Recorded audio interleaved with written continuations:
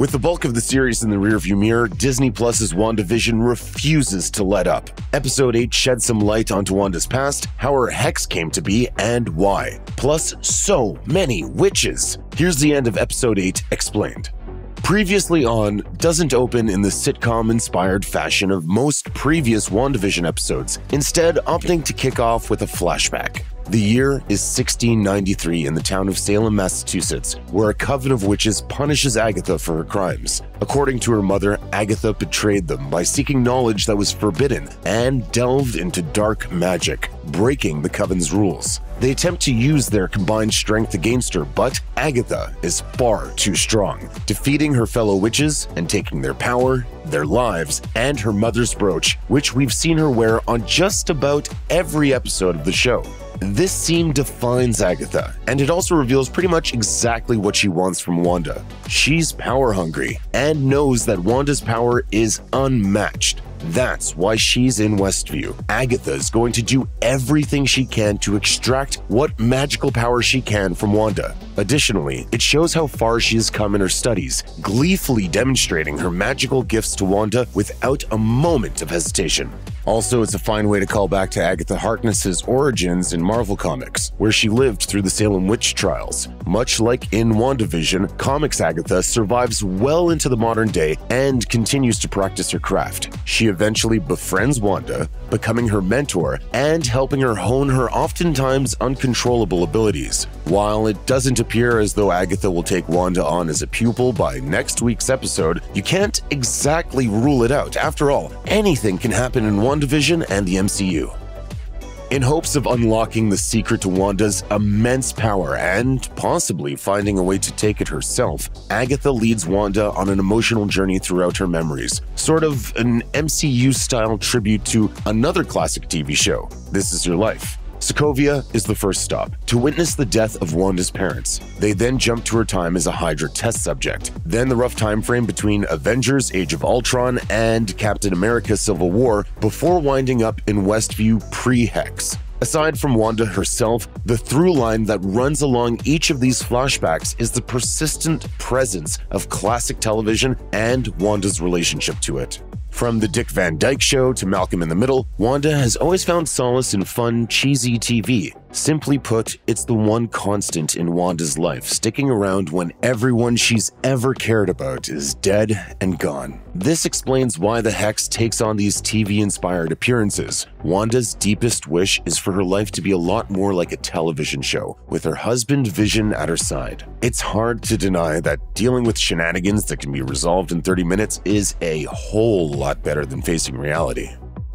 Toward the end of Wanda and Agatha's jaunt down memory lane, viewers witness how Wanda first came to know S.W.O.R.D and what they were up to with Vision's corpse. Shortly after returning to life from the blip, a grieving Wanda marches into S.W.O.R.D's headquarters, hoping to give Vision a proper burial. In response to her arrival, director Tyler Hayward puts the Synthezoid's disassembled body on full display. However, he doesn't just hand Vision over to her, causing Wanda to storm off. She drives off to Westview, New Jersey, which, at the time, is a normal town with plenty of unassuming residents whom viewers have grown quite familiar with. Wanda arrives at the foundation of a house with the deed to the property she and Vision own, indicating they would have built their forever home in that spot. Stricken with grief over what will never be, Wanda releases a huge amount of energy, building her house and turning the entire town into a black and white 1950s sitcom set. This is the obvious beginning of Westview's time under Wanda's influence, making it clear that she's responsible for the Hex's creation. To make the situation even more shocking, we learn here that Wanda never actually stole Vision's body as Hayward previously alleged.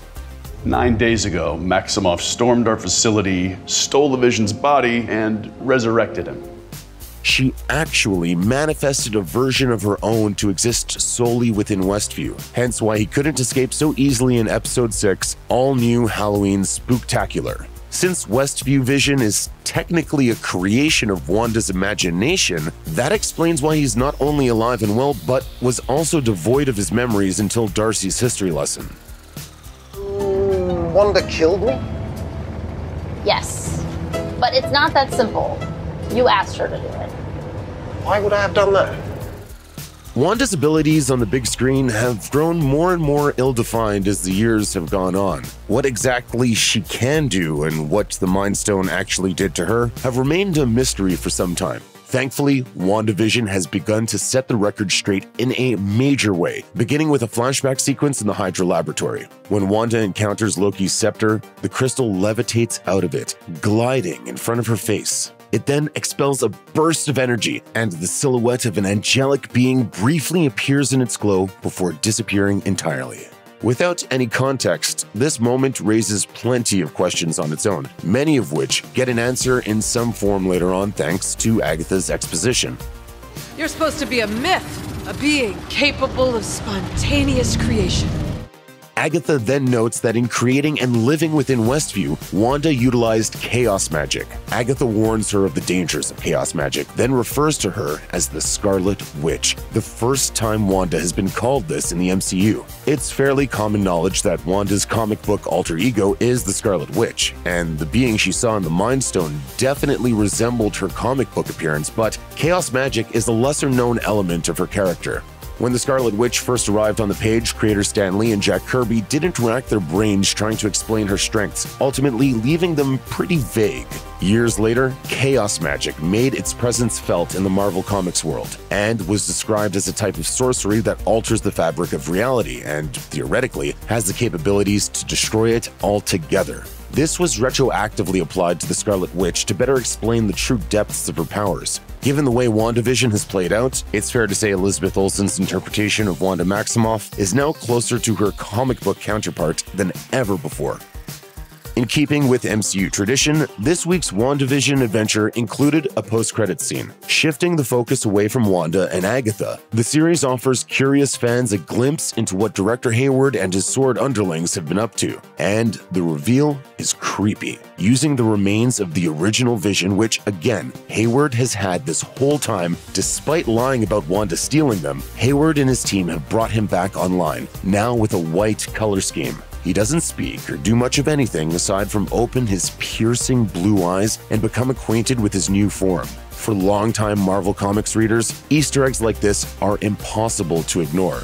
The West Coast Avengers number 42 kicks off the Vision Quest plotline, at the center of which is the disappearance of Vision and various heroes' attempts to find him. They do just that, but he's in pieces, so tech genius Hank Pym is tasked with bringing him back from beyond the grave. He does so, but the new Vision takes on a ghostly white appearance and lacks all of the emotional development of his previous self. What Hayward has in mind for his Vision, how the reanimated synthezoid will behave, and what Wanda's reaction to White Vision will be are certainly things worth keeping an eye out for in the season finale. Previously On turned out to be a fairly self-contained story, focusing largely on two main characters. Many WandaVision mainstays were conspicuous by their absence this time around. As far as audience knowledge goes, Jimmy is still outside of the expanded and fortified Hex, likely trying to figure out what happened to his allies. On the other hand, when it comes to Monica and Pietro, things get a bit more complicated. The last fans saw of Monica, she began to tap into her newfound powers before Agatha's faux Quicksilver confronted her outside of the witch's home.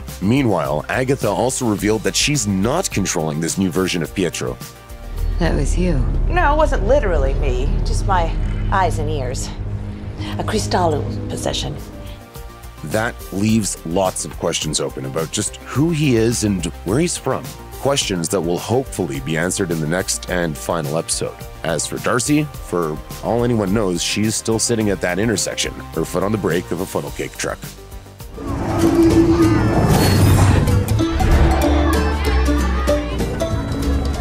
So I'll just meet you there then! The final episode of WandaVision hits Disney Plus next week. Stay tuned. Check out one of our newest videos right here. Plus, even more Looper videos about WandaVision are coming soon. Subscribe to our YouTube channel and hit the bell so you don't miss a single one.